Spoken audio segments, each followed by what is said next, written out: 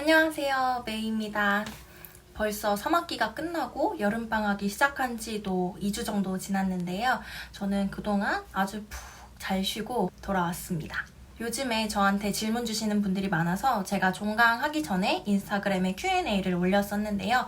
많은 분들이 이렇게 질문을 주셔가지고 오늘은 제가 이 질문들에 하나하나 답변을 드리는 시간을 가져보도록 하겠습니다. 학교 안 가는 날 하루 루틴 궁금해요라고 제가 대면 수업이나 비대면 수업하는 날의 일과는 브이로그로 좀 보여드린 적이 있기 때문에 제가 공강날 뭐 하는지를 말씀드리자면 일단 이번 학기에는 공강이 하루밖에 없었어요. 수요일 하루 있었는데 이날은 좀 늘어지지 않기 위해서 일정을 빽빽하게 채워놨던 것 같아요. 일단 10시부터 12시까지 제 파트너랑 만나서 또는 전화로 스터디를 2시간 동안 했고요. 그 다음에 학교 식당에서 점심을 먹고 1시쯤에 학교 도서관으로 이동해서 한 5시, 6시 정도까지는 내내 공부를 하다가 갔습니다. 무슨 공부를 했냐면 학기 초에는 좀 시간이 많으니까 도서관에서 책을 빌려서 좀 많이 읽었고요. 그 다음에 한 중간쯤 가서부터는 수업 자료도 워낙 많고 공부해야 할 자료가 워낙 많아서 수업 자료를 복습 또는 예습하거나 과제를 하기도 하고 또 아니면 제가 읽는 신문이나 잡지를 가져가서 뉴스 스크랩 또는 배경 지식을 공부했습니다.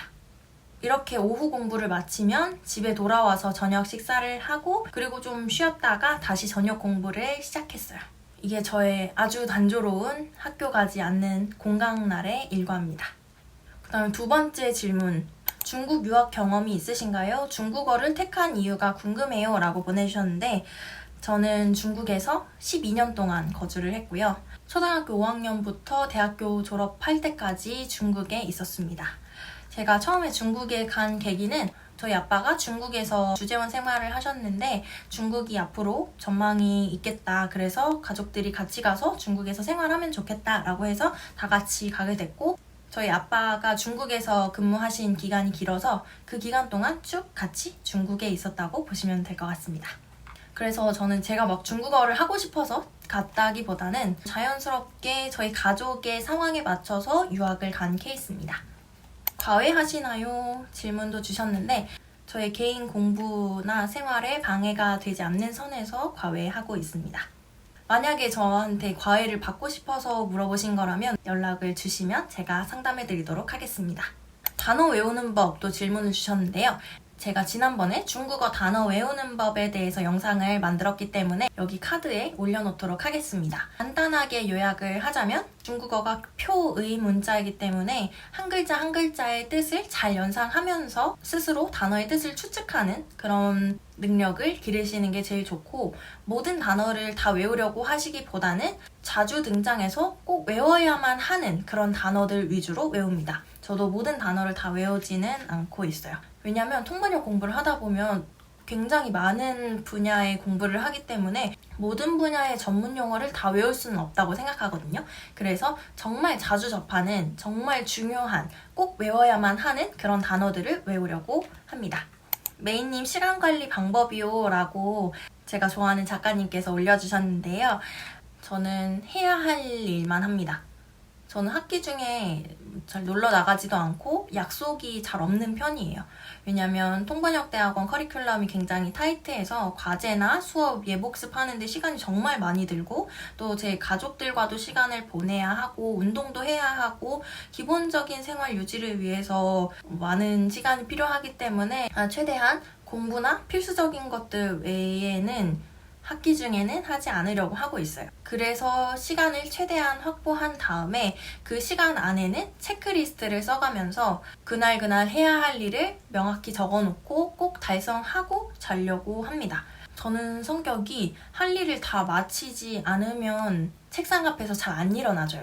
그래서 만약에 혼자서도 잘 하실 수 있는 분들은 체크리스트를 잘 활용하셔서 그걸 체크하면서 일하시는 걸 추천드리고 혼자 시간 관리하는 게 힘들다라고 하시면 뭐 스터디를 잡으신다거나 인증하는 그런 활동에 참가하신다거나 해서 시간을 관리하는 방법이 있을 것 같아요. 그리고 해야 할 일이 있으면 미루지 않고 하려는 자세도 중요한 것 같습니다. 통대 1학년인데요. 삐언어 인풋 어떻게 넣으시나요? 1학년 여름방학 이것만은 꼭 해라 하시는 게 있다면 이 질문과 이제 곧 첫 통대 방학을 맞을 후배들에게 해주고 싶은 조언이 있으신가요? 라고 질문을 주셨어요. 일단 B언어 인풋을 넣는 방법은 아주 간단하죠. B언어 상황에 최대한 많이 노출되는 것.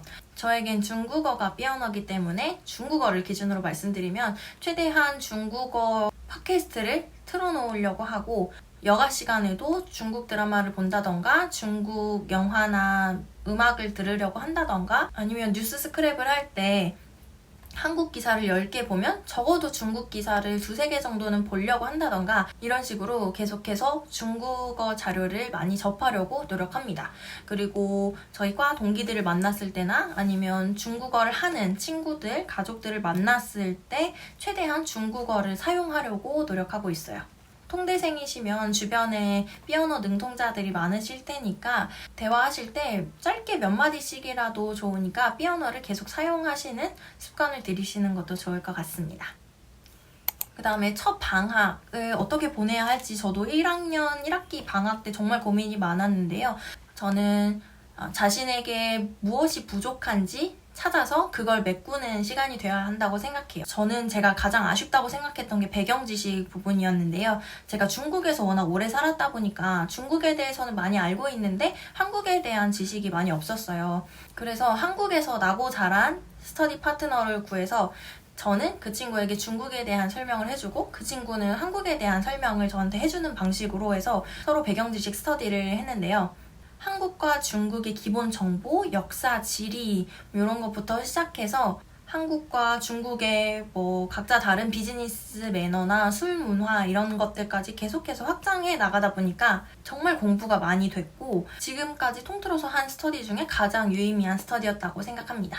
그래서 제가 배경 지식이 부족해서 배경 지식 스터디를 해서 그걸 채웠던 것처럼 다른 분들도 분명 한 학기를 마치시고 난 다음에 나는 이게 부족하구나 라는 걸 분명히 느끼셨을 거예요. 그게 순차 통역일 수도 있고 번역일 수도 있고 AB 방향일 수도 있고 BA 방향일 수도 있고 다양하겠죠. 본인이 갈증이 느끼신 그 부분이 무엇이었는지 정확하게 분석을 해보시고 이걸 채우려면 어떤 공부를 해야겠다, 어떤 방식으로 해야겠다, 나에게 어떤 루틴이 있어야겠다. 그리고 이 공부를 내가 혼자 할 수 있는가 생각해 보시고 내가 혼자 할 수 없다면 어떤 파트너가 나의 이 부족한 부분을 가장 잘 채워줄 수 있을까? 라는 것까지 생각하셔서 좋은 스터디 파트너를 구하시고 유익한 스터디, 유익한 여름방학을 보내셨으면 좋겠습니다. 스터디 고민이 많은데요. 첫 방학 스터디를 짰는데 적당한지, 셀프 순차 스터디도 해볼지, 놓치고 있는 건 없는지 점점점 이렇게 보내주셨는데요. 스터디 고민은 저도 좀 많았던 것 같아요. 나름대로 스터디를 하고 있긴 한데 이렇게 하는 게 맞나? 남들은 스터디를 어떻게 하고 있나? 뭘 더 해야 되진 않을까? 동기들은 스터디를 엄청 많이 한다는데 매일 몇 개씩 한다는데 나는 좀 부족하지 않나? 이런 생각이 드실 수도 있거든요. 저도 그렇게 생각을 했었고 근데 저는 스터디는 일단 스터디의 수 자체는 중요하진 않은 것 같아요. 무작정 스터디를 많이 한다고 도움이 되는 것도 아니고요. 저는 개인 공부를 굉장히 중요하게 생각해서 스터디 자체를 엄청 많이 하지는 않았어요. 제가 스터디에서 가장 중요하게 생각하는 건 일단 저는 스터디를 하는 것도 중요하지만 스터디를 하고 나서 스스로 복습하고 체화시키는 과정이 좀 더 중요하다고 생각하거든요. 또 통대생의 공부는 자율성이 아주 중요하다고 생각하기 때문에 일단 스스로 내가 부족한 게 뭔지 찾아내고 그거를 어떻게 개선할지 분석하는 능력이 기본적으로 있어야 된다고 생각하고 스스로 그걸 개선하려는 노력이 그 다음으로 있어야 하고 그 다음으로 혼자서 개선할 수 없는 부분들을 스터디 파트너를 찾아서 함께 노력하면서 고쳐가는 그 과정이 필요하다고 생각해요. 제가 요즘 스터디할 때 가장 중요하게 생각하는 건 열정의 온도가 비슷한 스터디 파트너를 찾는 것이라고 생각합니다. 나는 열정이 이만큼인데 상대방의 열정 정도가 너무 낮다. 아니면 나는 그렇게까지 열심히 하고 싶은 생각이 없는데 상대방의 열정이 너무 과하다. 아니면 나는 누군가 나를 끌고 가줘야 열심히 할 수 있는 성격인데 둘 다 너무 미온적이라고 한다면 스터디가 제대로 진행되지 않더라고요. 저는 그래서 제가 스터디를 대하는 열정과 최대한 비슷한 파트너를 찾으려고 노력을 했습니다. 이게 가장 중요한 포인트라고 생각해요.